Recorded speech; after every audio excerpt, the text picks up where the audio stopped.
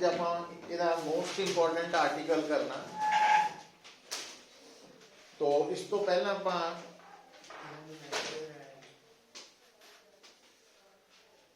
SHM दे बारे ਉਹਦੇ दौरान डिस्प्लेसमेंट देखे लेक्चर पिछले के नहीं? तू कितने गई सी? रिलैक्स मोड से वो कितने का प्राप्ति हो गई? हाँ? कल तो उसके घर पार्ट था इसलिए नहीं आई।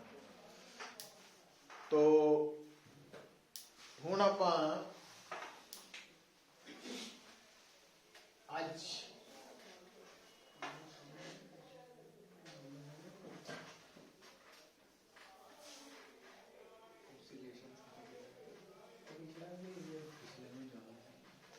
टोटल एनर्जी इन SHM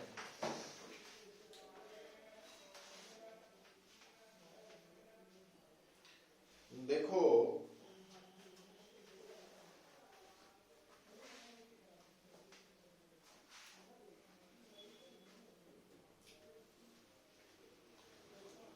जदों कोई भी particle simple harmonic motion execute करता वा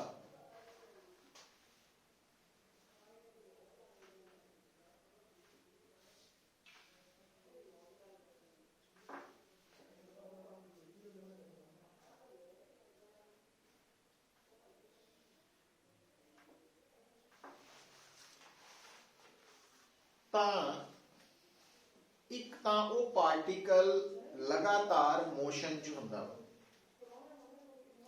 और ये असी ऑलरेडी डिस्कस कर चुके हैं कि कोई भी बॉडी कोई भी पार्टिकल जो SHM एग्जीक्यूट कर रहा उसकी वेलोसिटी मीन पोजीशन ते मैक्सिमम हुंदी है और एक्सट्रीम ते जाके मिनिमम जीरो हो जाती है। तो ਇਹਦਾ मतलब कोई भी पार्टिकल जो सिंपल हार्मोनिक मोशन एग्जीक्यूट कर रहा क्योंकि वो वेलोसिटी पोजेस कर रहा वा तो इट मीन्स उसकी काइनेटिक एनर्जी होएगी। दूसरा सिंपल हार्मोनिक मोशन के दौरान बॉडी के ऊपर रीस्टोरिंग फोर्स एक्ट करती है और रीस्टोरिंग फोर्स कंजर्वेटिव फोर्स है और कंजर्वेटिव फोर्स के अगेंस्ट किया गया वर्क डन सिस्टम के अंदर स्टोर हो जाता in the form of potential energy. और क्योंकि सिंपल हार्मोनिक मोशन दे विच रीस्टोरिंग फोर्स इलास्टिक नेचर दी है तो स्टोर्ड एनर्जी जिहड़ी पोटेंशियल एनर्जी है वो इलास्टिक पोटेंशियल एनर्जी है।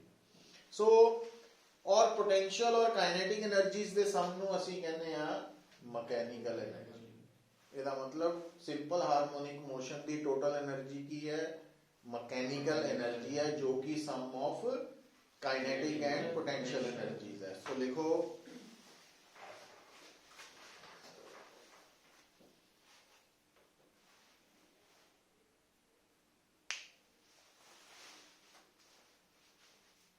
In SHM most important article है। In SHM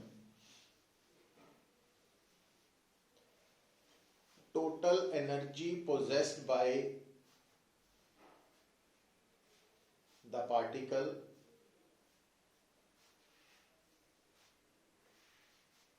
is called mechanical energy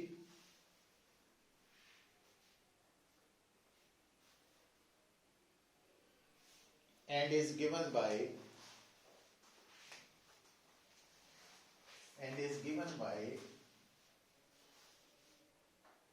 तो पहले पार्ट आप लेंगे and is given by mechanical energy is equal to kinetic energy plus potential energy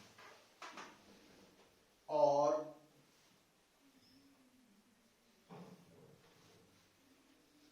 is equal to K plus U। K symbol हो गया kinetic energy लई, U symbol हो गया potential energy लई, E सिंबल हो गया मैकेनिकल एनर्जी लई। तो हुण आपां इहदा पहला part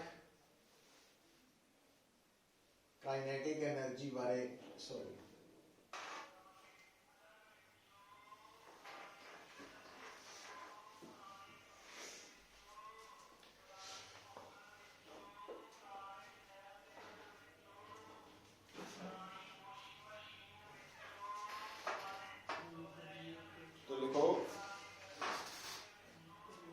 in SHM,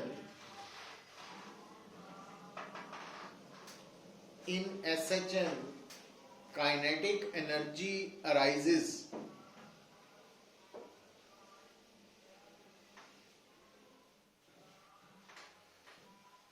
due to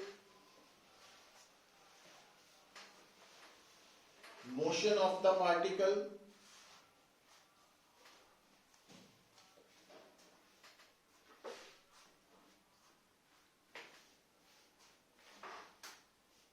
and is given by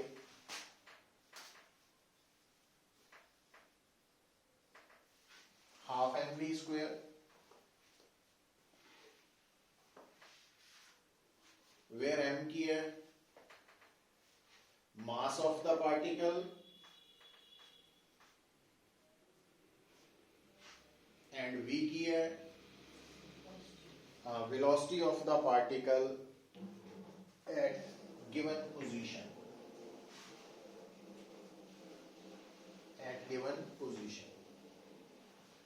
ਹੁਣ ਡਾਇਗਰਾਮ ਦੇ ਵਿੱਚ given position ਕੀ ਹੈ p, तो here p position ਤੇ velocity ਕਿੱਦਾਂ ਲਿਖਦੇ ਆ ਆਪਾਂ, तो velocity at any position ਕੱਲ ਕੀਤਾ ਸੀ ਆਰਟੀਕਲ परसों शायद लास्ट है ना, v is equal to omega under root r square minus x square. So therefore k आ गया half m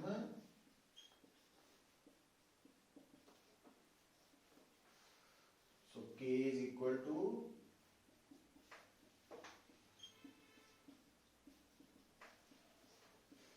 number 2.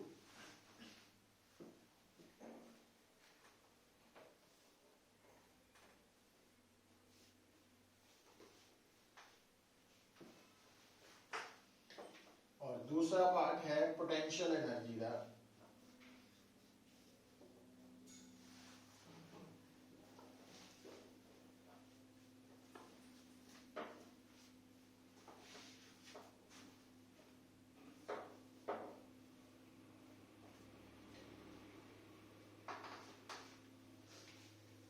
This energy arises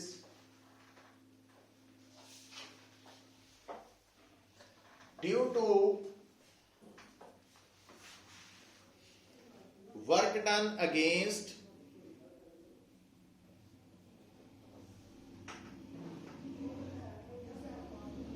conservative restoring force.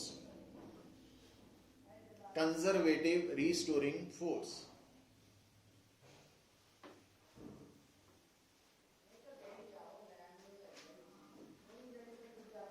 ਹੁਣ देखो बेटा,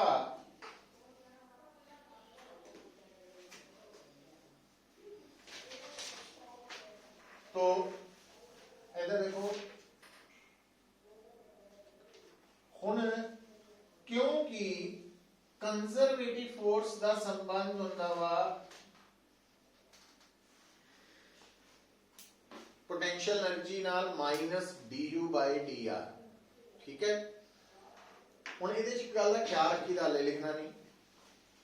ਜਦੋਂ ਅਸੀਂ ਫੋਰਸ ਇਜ਼ ਇਕੁਅਲ ਟੂ ਆ ਫਾਰਮੂਲਾ ਲਿਖਦੇ ਆ ਤਾਂ ਅਸੀਂ ਮੰਨ ਕੇ ਚੱਲਦੇ ਆ ਕਿ ਜਿਹੜੀ ਕੰਜ਼ਰਵੇਟਿਵ ਫੋਰਸ ਹੈ ਜਾਂ ਪੋਟੈਂਸ਼ੀਅਲ એનર્ਜੀ ਹੈ ਉਹ ਉਹਦੇ ਐਕਸਪ੍ਰੈਸ਼ਨ ਚ r ਆਉਂਦਾ, ਮਤਲਬ ਉਹ r ਡਿਪੈਂਡੈਂਟ ਫੰਕਸ਼ਨ ਹੈ.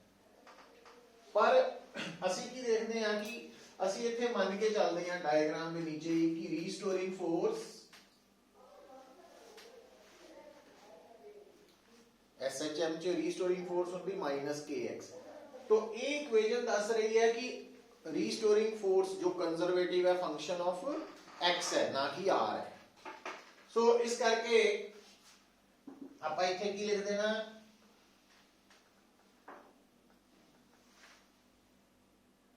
मैं r की जगह x कर देना, क्योंकि तो here F के बराबर है रीस्टोरिंग फोर्स दे माइनस kx. ठीक है, तो therefore minus kx is equal to, तो की आ गया kx dx। तो इंटीग्रेटिंग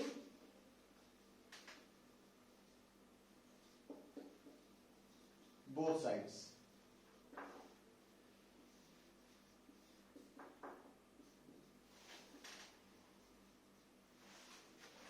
क्योंकि k की है कांस्टेंट बाहर काट दिया, तो लिमिट्स की लवांगे। तो मीन पोजीशन जदों पार्टिकल मीन पोजीशन ते है तो x की है, और उस वक्त तो पोटेंशियल एनर्जी भी, और जदों यही पार्टिकल p ते पहुंचा x x हो गया पोटेंशियल एनर्जी। तो आप डायग्राम दे नीचे लिख लेना, जिथे डायग्राम बनाई है उत्थे लिख लो f is equal to minus kx। और एक होर इत्थे डायग्राम्स तुसी ऐड कर सकते हैं कि जदों पार्टिकल p पॉइंट नू क्रॉस कर रहा या लंघ रहा उसकी वेलोसिटी v है, डायग्राम च भी ये भी मेंशन कर दो।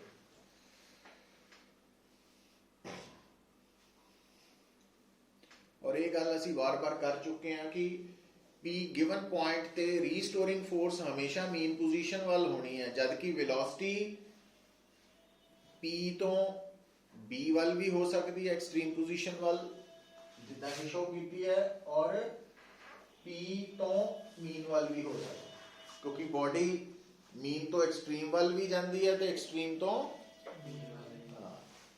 वो जिदा मर्जी शो कर सके। तो आज इतना कर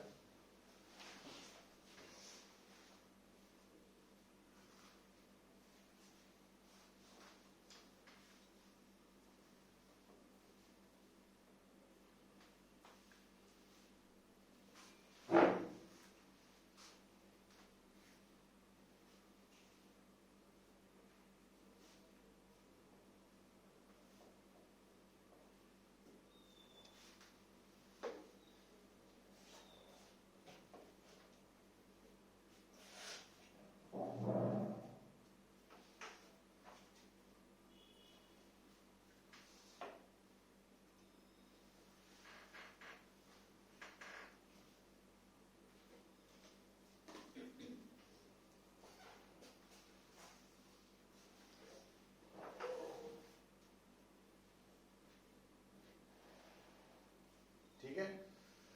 हुण देखो, हुण इहदे नीचे लिखो here it is assumed that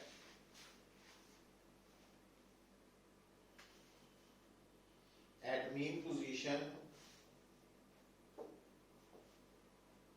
potential energy is zero। mean position पे potential energy zero है।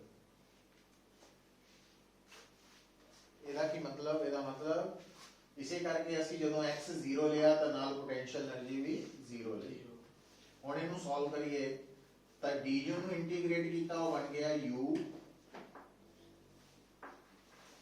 और x ਨੂੰ x dx ਨੂੰ ਕੀਤਾ ਤਾਂ x²/2 ਬਣ ਗਿਆ।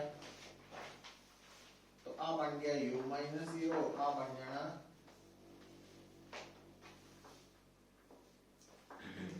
तो u is equal to half kx square।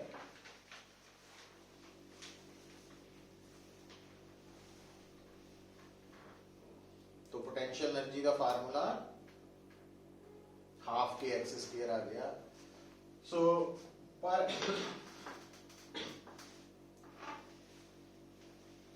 Omega square की होगा k बाय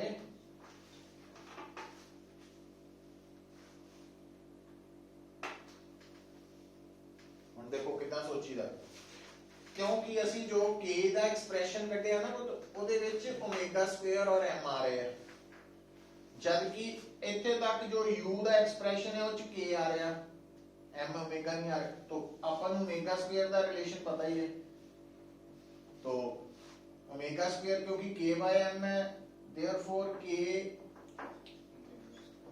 तो आ वैल्यू थे तो u बन जाना half m omega square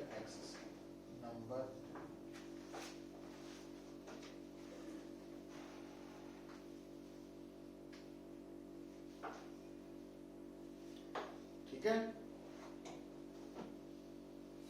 substituting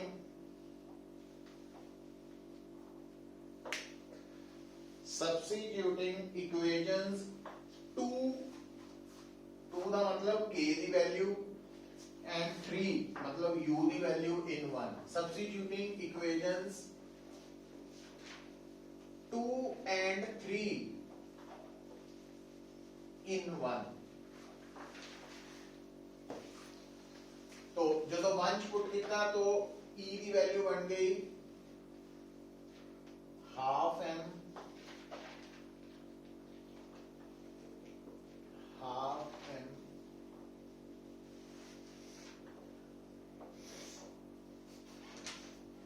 ठीक है। ਹੁਣ ब्रैकेट ओपन ਕਰਨ ਤੇ ਤੁਸੀਂ ਪਤਾ ਕੀ ਨੋਟ ਕਰੋਗੇ,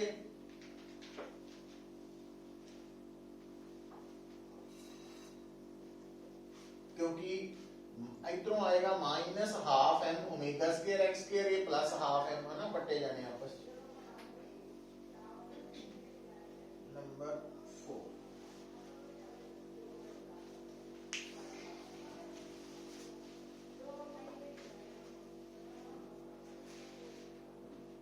है ना। ब्रैकेट ओपन करके तुसी एक स्टेप और कर सकते हैं, एक पोर्शन नेगेटिव आना एक पॉजिटिव आना एक्स स्क्वायर वाला। तो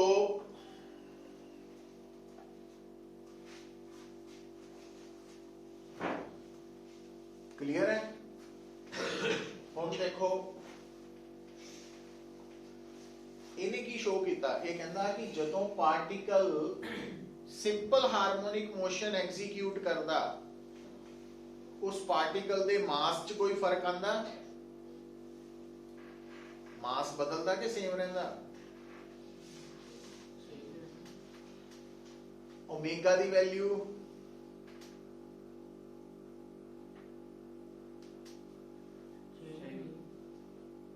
ओमेगा दी वैल्यू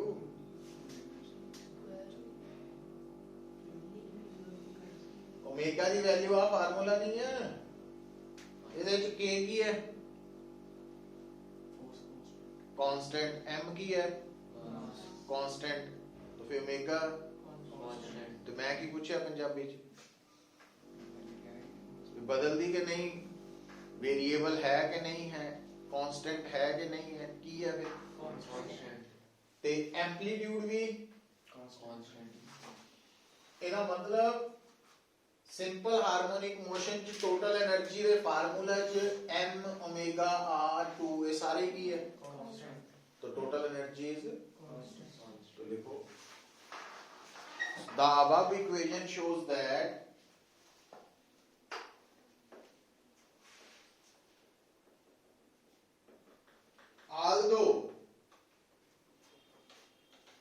although अच्छा पहला रुक जाओ इथे, क्योंकि ਆਪਾਂ सिर्फ इन्ने हिस्से ਨੂੰ देखिया, ਇਹਨੂੰ भी देख लीजिए।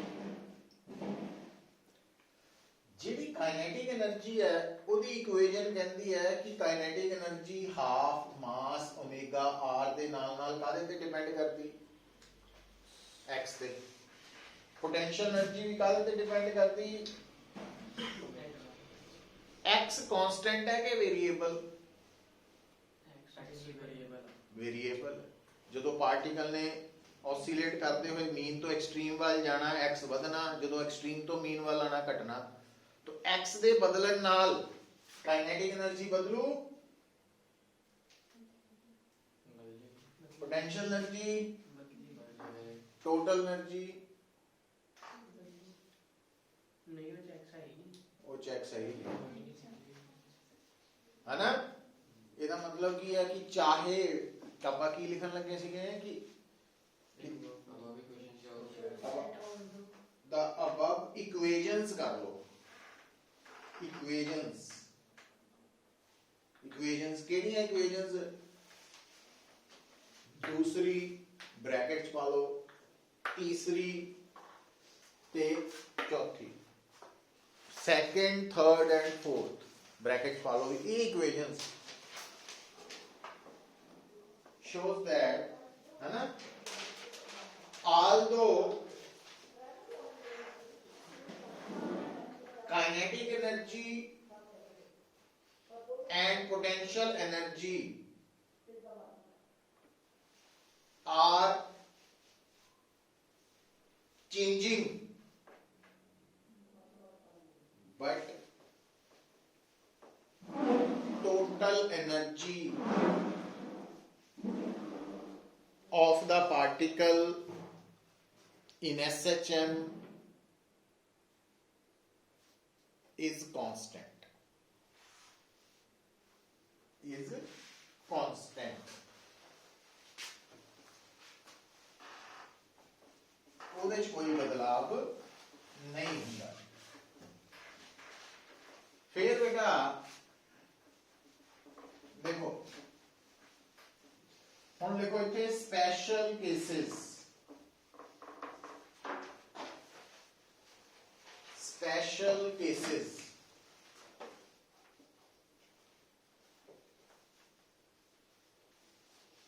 पहला है जे आप मीन पोजीशन की गल करिए तो मीन पोजीशन नू रिप्रेजेंट करने लिए एक्स की है 0। तो मीन पोजीशन ते काइनेटिक एनर्जी का फार्मूला की बन जाएगा? काइनेटिक एनर्जी के फार्मूला च x नु 0 पुट करके देखो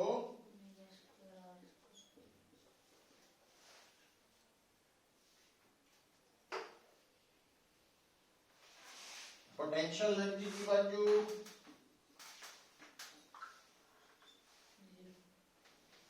ते टोटल एनर्जी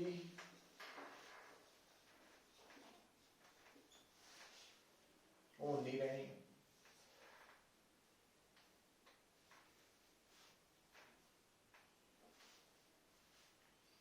मतलब मीन पोजीशन ते काइनेटिक एनर्जी मैकेनिकल या टोटल एनर्जी दे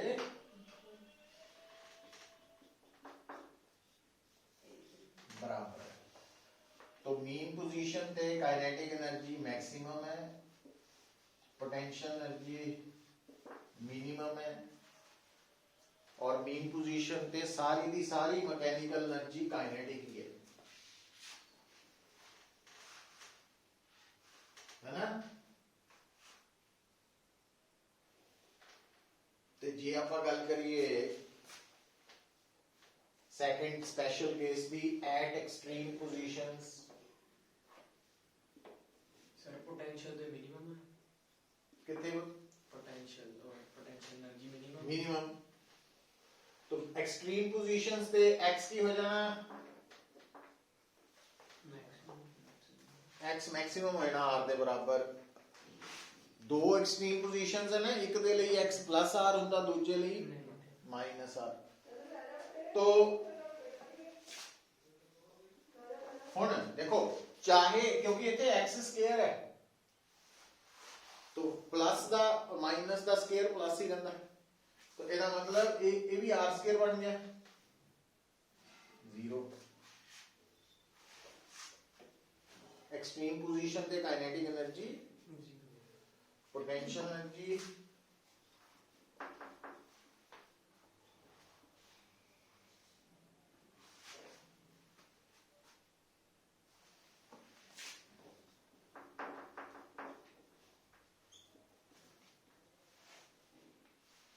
उल्टा हो गया। एक आ मिनिमम हो गई मैक्सिमम हो गई ते ई यू के बराबर। मतलब एक्सट्रीम पोजीशन ते मैकेनिकल एनर्जी सारी की सारी पोटेंशियल है ना, यही है ना। तो अगर तुहानू कोई पूछे भी पोटेंशियल एनर्जी मैक्सिमम कितने हुंदी है एक्सट्रीम ते, मिनिमम कितने हुंदी है मीन ते, काइनेटिक मैक्सिमम कितने हुंदी है मीन ते, मिनिमम एक्सट्रीम ते। तो ये सारा कुछ इहदे विच आपां लिख रहे हैं।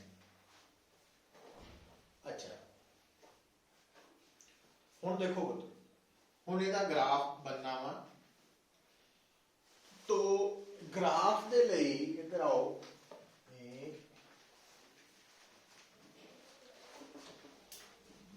ਆਪਾਂ ਕੀ ਕਰਦੇ ਹਾਂ,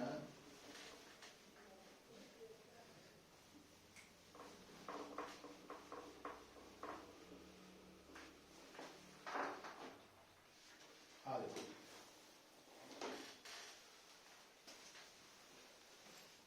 ਮੀਨ ਪੋਜੀਸ਼ਨ ਦੇ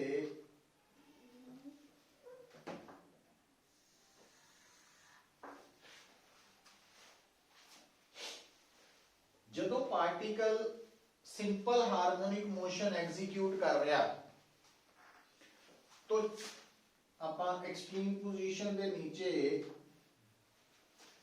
निशानी लगा ली या एक्सट्रीम पोजीशन है तक आ मेन पोजीशन हुन चाहे पार्टिकल इस एक्सट्रीम पोजीशन ते है चाहे मीन ते आ गया चाहे पॉजिटिव एक्सट्रीम ते चला गया ओदी ਜਿਹੜੀ ਮਕੈਨੀਕਲ એનર્ਜੀ ਹੈ ਟੋਟਲ એનર્ਜੀ ਹੈ ਉਹ ਕਾਂਸਟੈਂਟ ਹੈ ਉਹਦੇ ਚ ਕੋਈ ਬਦਲਾਅ ਨਹੀਂ ਆਣਾ ਤਾਂ ਉਹ ਕੀ ਰਹਿਣੀ ਹੈ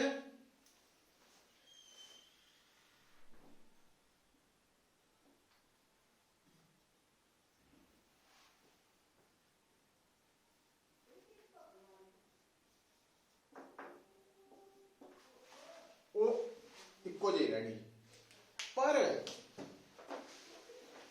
ਜੇ ਕੋਈ ਕਵੇ ਕਾइनेटिक एनर्जी ਦਾ तो ਆਪਾਂ ਕੀ ਦੇਖਦੇ ਹਾਂ ਇਸ ਜਗ੍ਹਾ ਤੇ ਮੀਨ ਪੋਜੀਸ਼ਨ ਤੇ काइनेटिक एनर्जी ਕੀ ਹੈ ਔਰ ਕਿੰਨੀ ਹੈ ਮਕੈਨੀਕਲ ਦੇ ਬਰਾਬਰ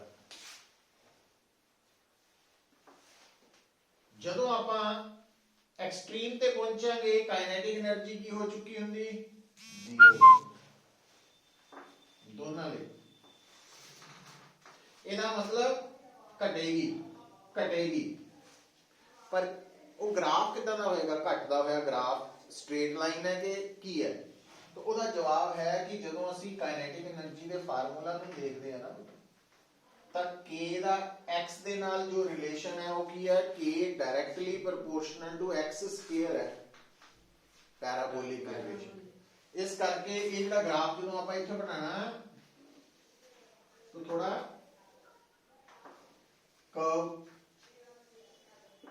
कर्व शेप च बनाना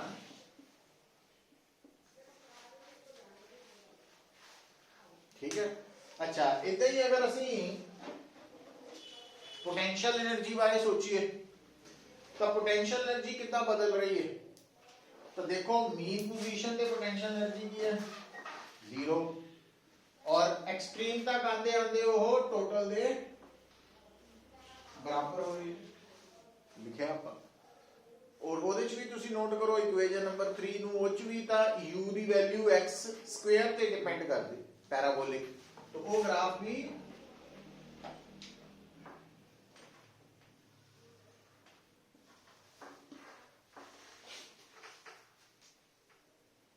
तो ये वेरिएशन है मीन तो एक्सट्रीम तक ये करो ड्रॉ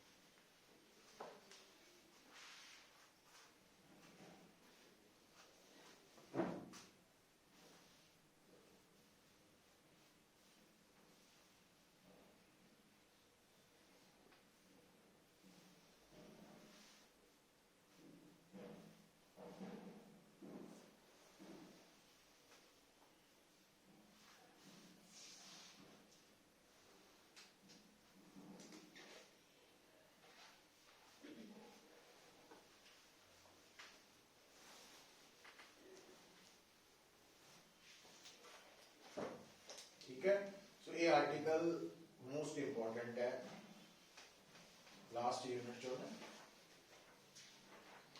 हम लिखो numerical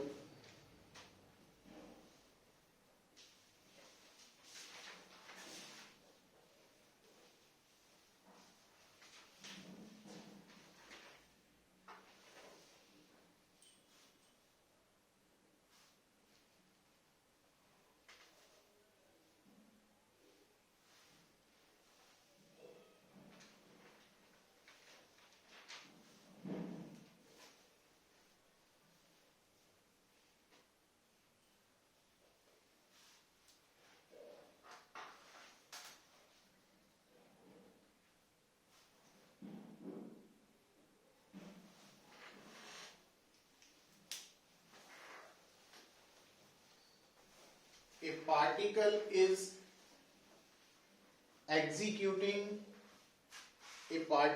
executing SHM with amplitude R.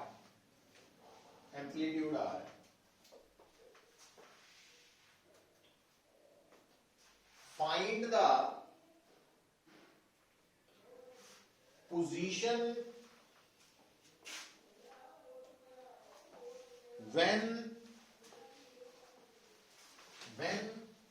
kinetic energy of the particle is equal to potential energy. तो वो केड़ी जगह होएगी जदों काइनेटिक ते पोटेंशियल एनर्जीज बराबर हो जाए। क्योंकि आप कहने इधर देखो आप कहने हैं कि मीन पोजीशन ते काइनेटिक एनर्जी मैक्सिमम है, पोटेंशियल है ही नहीं। तो जितने पार्टिकल मीन तो एक्सट्रीम वाल जाना शुरू हुंदा तो एक्सट्रीम ते पहुंच के सारी पोटेंशियल हो जाती है, काइनेटिक है ही नहीं। ਇਹਦਾ मतलब रस्ते च मीन तो एक्सट्रीम वाल की हो रहा जानते काइनेटिक मीन ते काइनेटिक ज्यादा वा पोटेंशियल घट है, पर जितना ही वो मीन तो एक्सट्रीम वाल जाता पोटेंशियल ਵਧਣੀ शुरू हो गई काइनेटिक, और एक जगह ते जाके सेम हो जाती है वो एक्स की वैल्यू कटनी।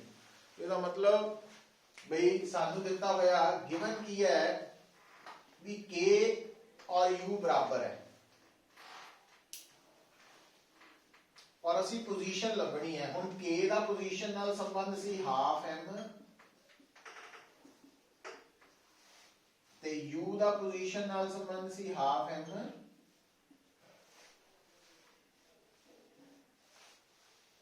तो आर स्क्वायर हो गया 2x स्क्वायर, तो x की वैल्यू आ गई x स्क्वायर बन गया आर स्क्वायर बाय 2, x बन गया plus minus R by root.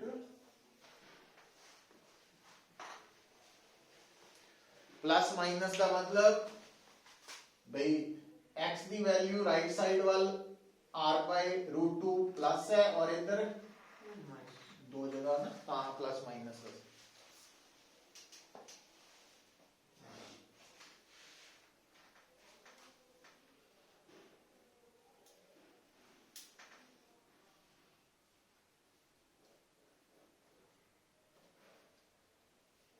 फिर नोट करके लिखो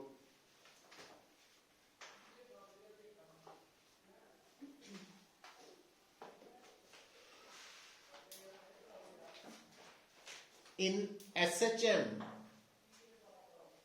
नोट करके लिखो इंपॉर्टेंट है। In SHM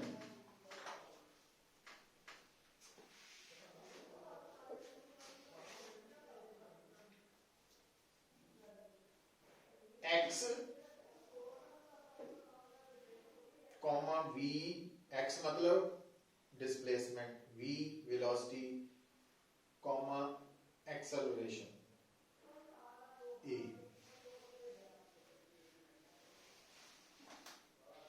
oscillates with frequency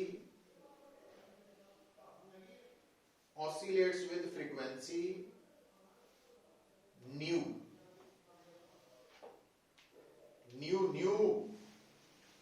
eta नहीं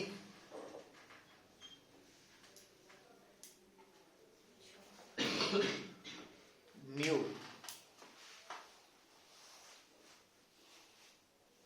angular frequency omega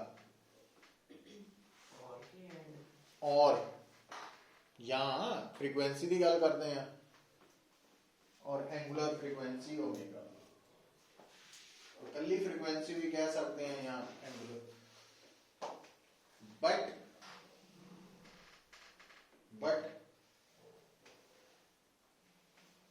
kinetic energy and potential energy oscillates with frequency 2 new double हो जाती है और एंगुलर फ्रीक्वेंसी 2 ओमेगा मतलब ਜਦੋਂ कोई particle simple harmonic motion execute करता ਤਾਂ ਉਹਦੀ x ਦੀ ਵੈਲਿਊ ਵੈਲੋਸਿਟੀ ਦੀ ਵੈਲਿਊ ਐਕਸਲਰੇਸ਼ਨ ਦੀ ਵੈਲਿਊ ਦੀ ਫ੍ਰੀਕੁਐਂਸੀ ਅਗਰ ਨਿਊ ਹੈ ਤਾਂ ਕਾਈਨੈਟਿਕ એનર્ਜੀ ਤੇ ਪੋਟੈਂਸ਼ੀਅਲ એનર્ਜੀ ਦੀ ਡਬਲ ਹੋ ਜਾਂਦੀ ਹੈ 2 न्यू ये इंपॉर्टेंट रिजल्ट है क्योंकि एमसीक्यू च पूछे जा सकते फिर लिखो जब पुत्र आप सिंपल हार्मोनिक मोशन की गल करते हैं तो सिंपल हार्मोनिक मोशन दियां डिफरेंट एग्जांपल्स है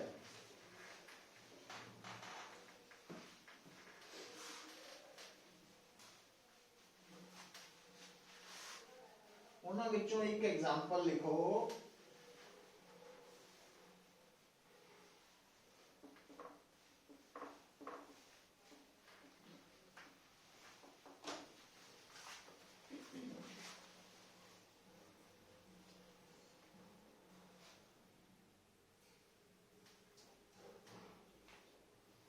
सिंपल पेंडुलम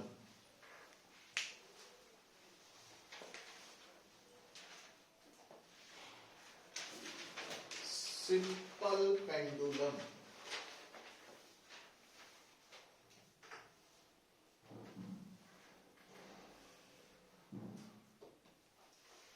सिंपल पेंडुलम बोलते किहनूं आपां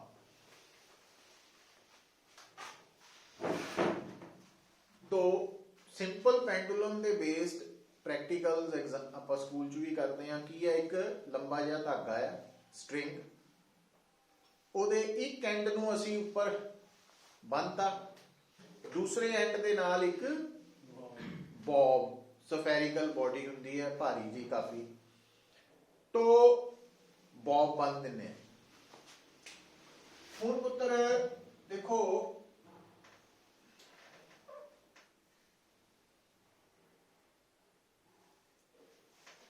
जिस जगह तो पेंडुलम ਨੂੰ ਲਟਕਾਇਆ ਉਹਨੂੰ ਅਸੀਂ ਕਹਿੰਦੇ ਆ ਪੁਆਇੰਟ ਆਫ ਸਸਪੈਂਸ਼ਨ ਉਹਨੂੰ ਮੈਂ ਐਸੇ ਲਿਖਤਾ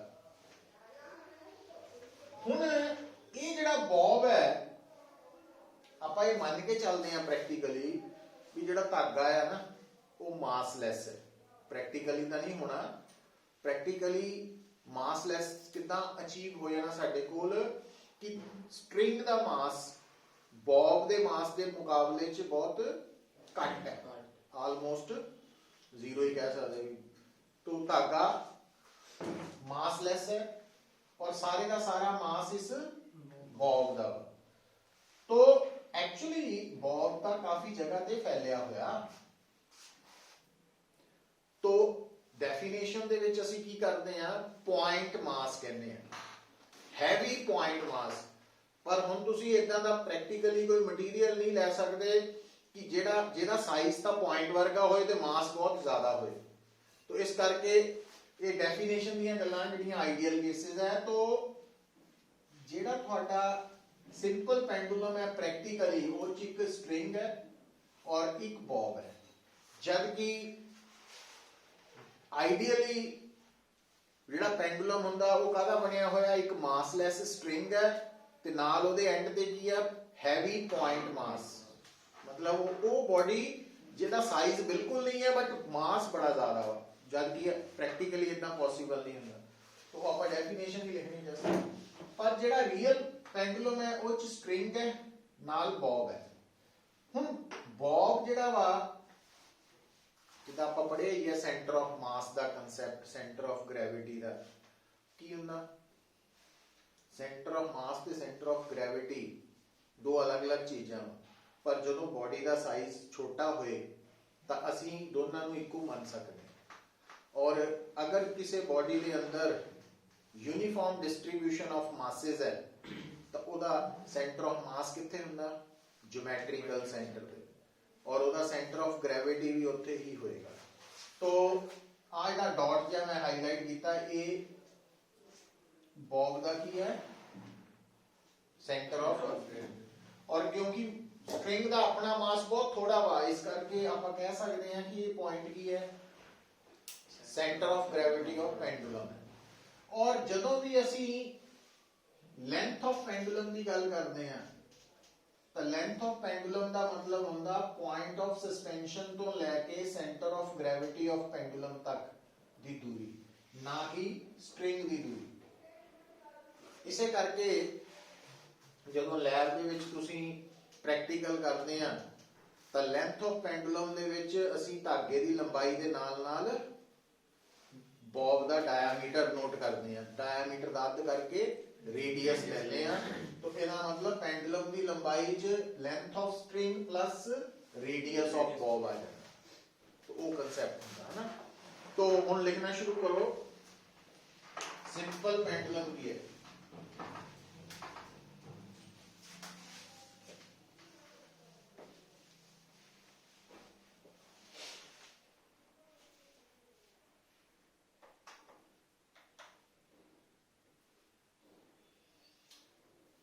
Ideally,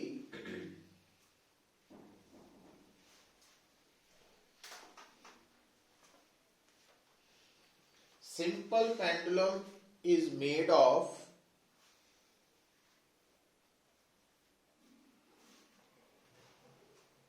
massless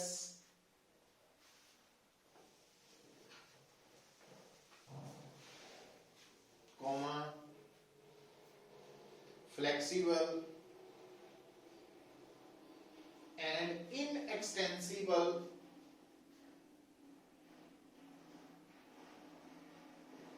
inextensible string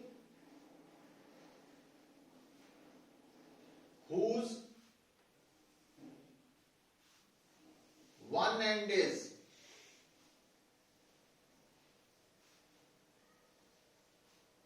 attached with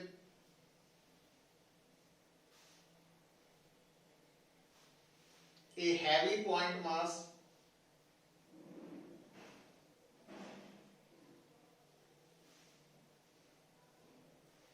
and other end is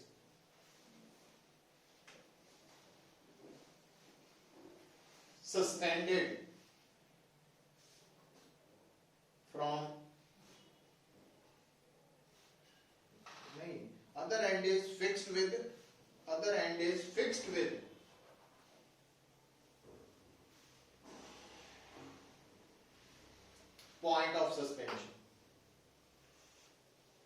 point of suspension all fixed है।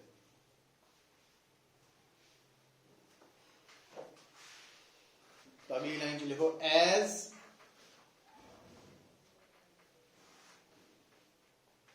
the above ideal conditions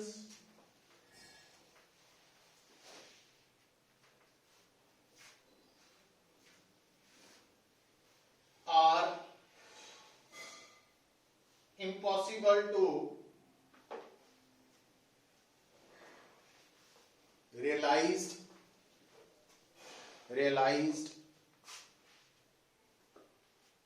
in actual practice,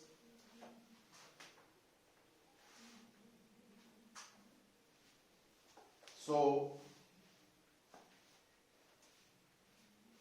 a simple pendulum is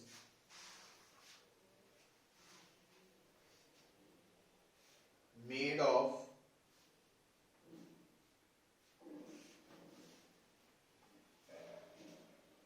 heavy spherical bob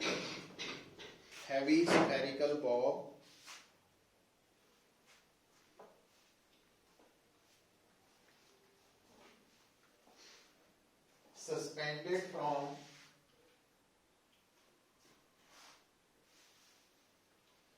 a fixed point with the help of light string. With the help of light string.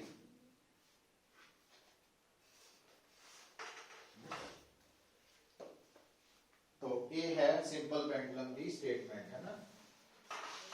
हुण बेटा अगे लिखो expression for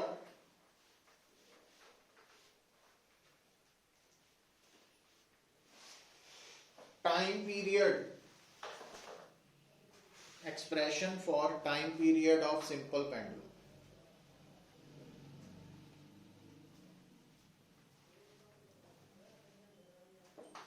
ਹੁਣ ਇਹਦੇ ਚ ਆਪਾਂ ਕੀ ਮੰਨਣਾ ਕਿ ਸਿੰਪਲ ਪੈਂਡੂਲਮ ਬੌਬ ਦੇ ਅੰਦਰ ਜਿਹੜਾ ਸੈਂਟਰ ਆਫ ਗ੍ਰੈਵਿਟੀ ਹੈ, ਤੇ ਜਦੋਂ ਪੈਂਡੂਲਮ ਨੂੰ ਫ੍ਰੀਲੀ ਲਟਕਾਇਆ ਹੋਇਆ ਤਾਂ ਸੈਂਟਰ ਆਫ ਗ੍ਰੈਵਿਟੀ ਇਹਦਾ ਮੇਨ ਪੋਜੀਸ਼ਨ ਹੈ। ਉਹ ਔਰ ਉਸ ਤੋਂ ਬਾਅਦ ਜਦੋਂ ਅਸੀਂ ਇਹਨੂੰ ਸਾਈਡ ਤੇ ਲੈ ਗਏ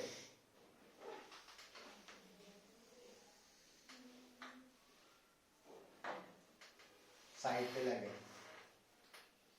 तो जो इतो साइड पे ले जाके छड्डिया तो इदा ऑसिलेट कर रहा, तो एट एनी टाइम जो पेंडुलम इस जगह पे पहुंच गया पी पॉइंट पे, तो उस वक्त पेंडुलम की स्ट्रिंग वर्टिकल नाल एंगल बना रही है थीटा, और आ जी लाइन है तो डिस्प्लेसमेंट है एक्स।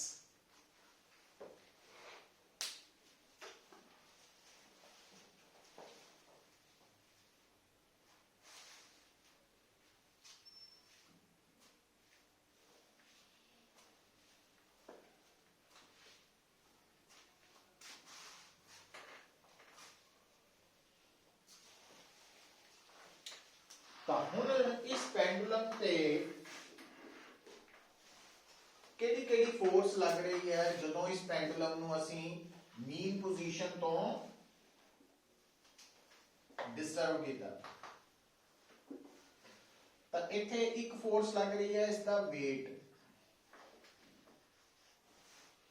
दूजी फोर्स लग रही है टेंशन।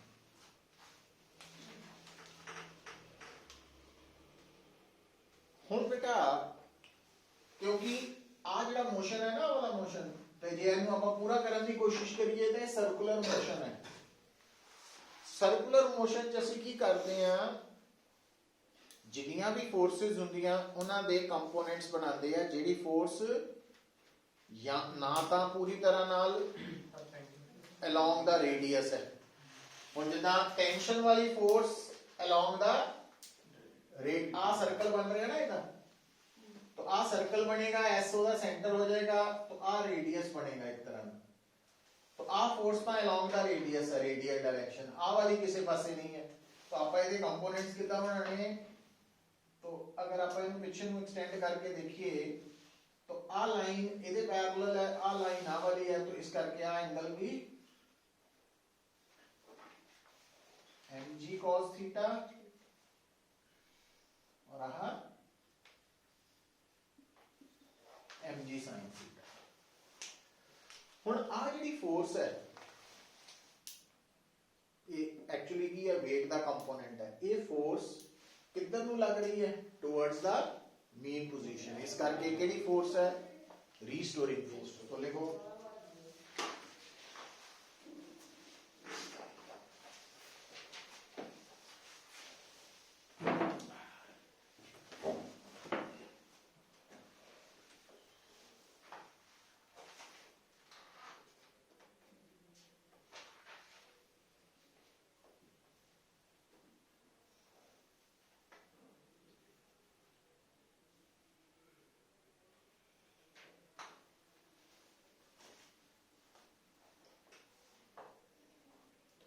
तो लिखो here mg sin theta acts as restoring force। तो आप restoring force नु की लग सकते हैं, mg sin थीटा, पर नाल नेगेटिव साइन क्यों पाया? क्योंकि नेगेटिव साइन डायरेक्शन दस रहा कि mg sin थीटा किधर नु लग रही है, टुवर्ड्स द मेन पोजीशन। अच्छा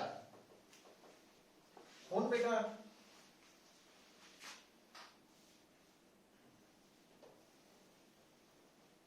क्योंकि theta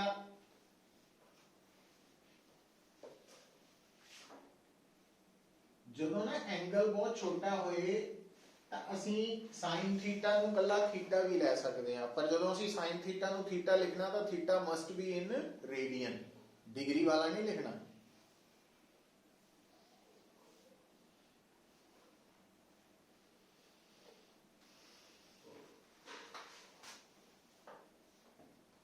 minus mg x y L, क्योंकि देखो पुत्र, क्योंकि आ पूरा सर्कल है, आ सर्कल का सेंटर है, एल सर्कल का रेडियस है, एक्स आर्क बन गई, आ एंगल है, एक्स लेंथ ऑफ आर्क है, रेडियस ऑफ सर्कल है, एंगल है, तो angle is equal to length of arc over radius. Circle दे विच length of arc divided by radius angle subtended कहते हैं ना, वो फार्मूला इथे यूज किया। So here length of arc over radius वाला फार्मूला, और एफ इज इक्वल टू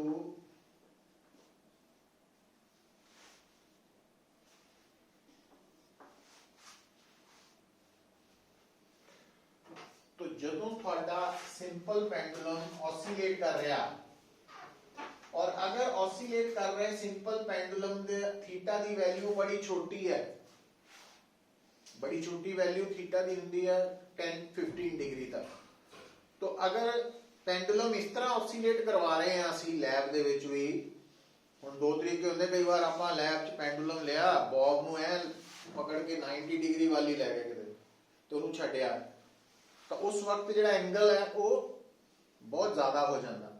तो जे असी चाहते हैं कि लैब के रिजल्ट्स और थ्योरेटिकल रिजल्ट्स मैच करन पेंडुलम वाले, तो जो बॉब नूं पकड़ के साइड ते ले जाना, इतना ख्याल रखना कि आ जो एंगल है ये 10-15 डिग्री तो ज्यादा ना हो। तो उस कंडीशन च असी की देख रहे हैं कि रीस्टोरिंग फोर्स की वैल्यू जी एक्सप्रैशन आई है वो एम जी एल तीनों कॉन्स्टेंट्स है, तो डायरेक्टली प्रोपोर्शनल टू, और it is an equation of SHM, equation of SHM।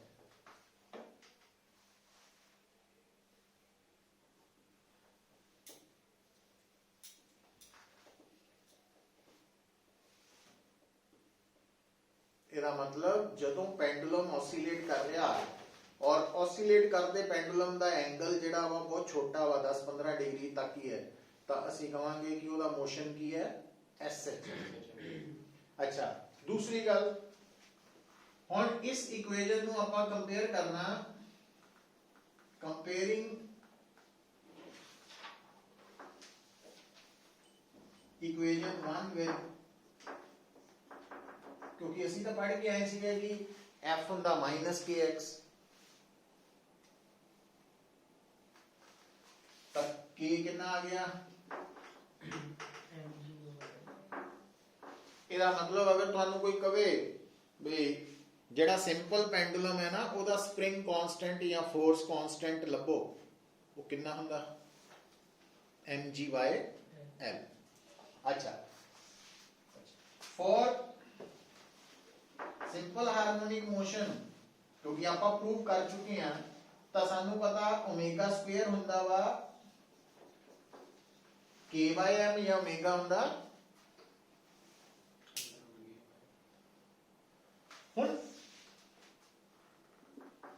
Omega ਹੁੰਦਾ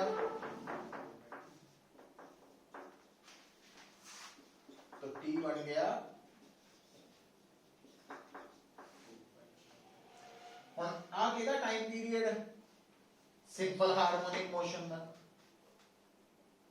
ਤੇ ਸਿੰਪਲ ਹਾਰਮੋਨਿਕ ਮੋਸ਼ਨ ਅਸੀਂ ਪ੍ਰੂਵ ਕਰਤਾ ਪੈਂਡੂਲਮ ਦਾ ਹੁੰਦਾ ਔਰ ਪੈਂਡੂਲਮ ਦਾ k ਅਸੀਂ ਲੱਭ ਚੁੱਕੇ ਹਾਂ ਤਾਂ ਉਹ k ਦੀ ਵੈਲਿਊ ਜੇ ਇੱਥੇ ਪੁੱਟ ਕਰੀਏ ਤਾਂ ਟਾਈਮ ਪੀਰੀਅਡ ਆਫ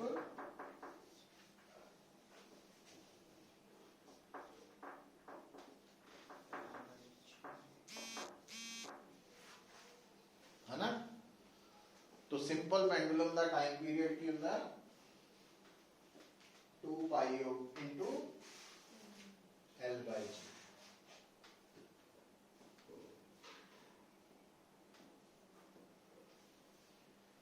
है ना, ये डेरिवेशन बड़ी इंपॉर्टेंट है। मतलब ऑसिलेशन च सब तो इंपॉर्टेंट टॉपिक टोटल एनर्जी वाला वा, उस तो थोड़ा जिहा ही घट सिंपल पेंडुलम है ते उस तो घट जिहड़ा आपां कल कीता सीगा ना relation projection of uniform circular motion with SHM। Projection of uniform circular motion is SHM कल कीता ही लास्ट है। तो 3 आर्टिकल्स बड़े इंपॉर्टेंट है ना, इन्हां चों ही आना हुंदा ज़्यादातर। तो एक पॉइंट लिख लो पुत्र, लास्ट खत्म करिए ऐसे लेके।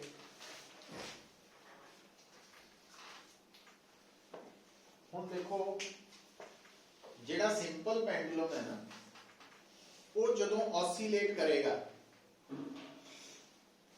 ਤਾਂ ਅਗਰ ਅਸੀਂ ਸਿੰਪਲ ਪੈਂਡੂਲਮ ਨੂੰ ਇਸ ਤਰ੍ਹਾਂ ऑसिलेट ਕਰਵਾਇਆ ਕਿ ऑसिलेट ਕਰ ਰਿਹਾ ਸਿੰਪਲ ਪੈਂਡੂਲਮ ਚ ਥੀਟਾ ਦੀ ਵੈਲਿਊ ਵੱਧ ਤੋਂ ਵੱਧ ਕਿੰਨੀ ਹੁੰਦੀ ਹੈ 10-15 ਡਿਗਰੀ ਤੱਕ ਹੀ, ਤਾਂ ਉਹਦਾ ऑसिलेटरी मोशन ਕੀ ਹੋਏਗਾ SHM और ਉਹਦਾ टाइम पीरियड उस हालात ਚ ਕਿੱਦਾਂ ਆਏਗਾ ਇਹਦੇ ਬਰਾਬਰ। ठीक है, और ये फार्मूला दस रहा कि टाइम पीरियड कादे ते डिपेंड करता, लेंथ ऑफ पेंडुलम। जिन्ना लंबा पेंडुलम होएगा टाइम पीरियड उतना ज्यादा होएगा, तो जिन्ना लेंथ घट होएगी और टाइम पीरियड घट का मतलब है ना, तो टाइम पीरियड ज्यादा का मतलब स्लो, समझ गए ना।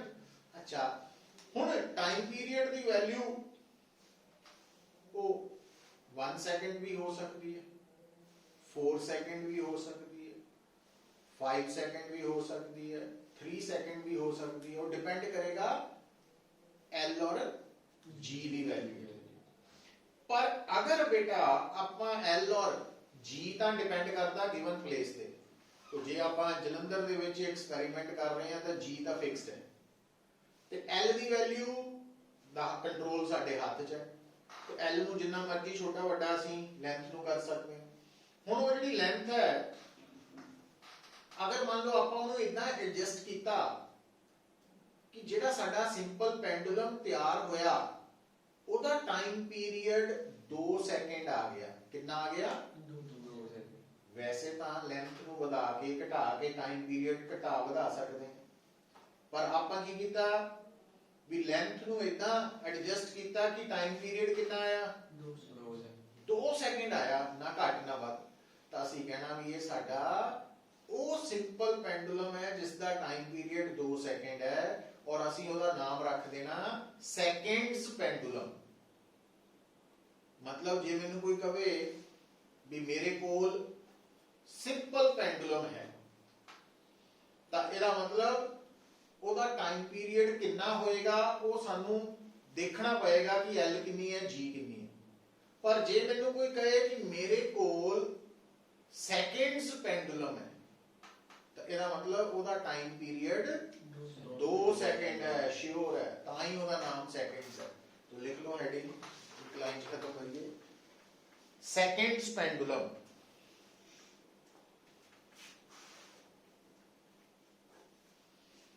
सेकंड्स पेंडुलम तो लिख लो a simple pendulum with time period, a simple pendulum with time period of 2 second is called seconds pendulum, is called seconds pendulum। और ਇਹਦੇ ਨਾਲ ਹੀ ਉੱਤਰ ਲਿਖੋ length of seconds pendulum। ਇੱਥੋਂ ਕੱਢ ਲੈਣੀ ਆ length of seconds pendulum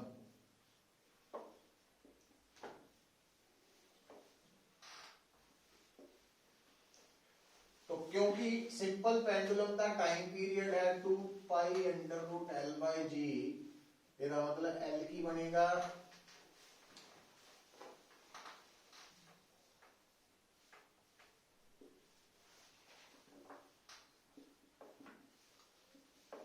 आई बनेगा ना, स्क्वेयरिंग बोथ साइड करते हैं।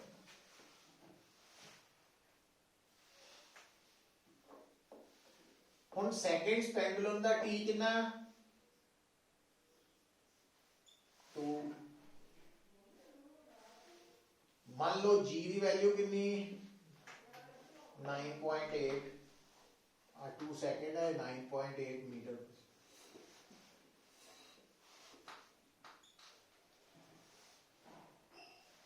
तो l आ जाएगी ऑलमोस्ट 'ਚ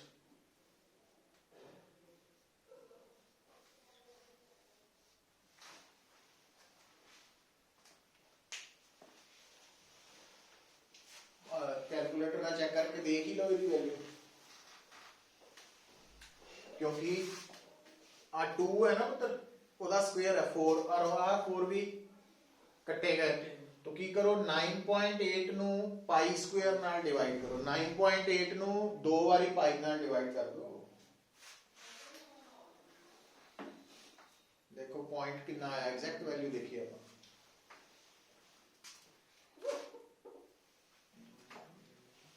9.8 ਨੂੰ ਪਹਿਲਾਂ ਪਾਈ ਨਾਲ ਡਿਵਾਈਡ ਕਰੋ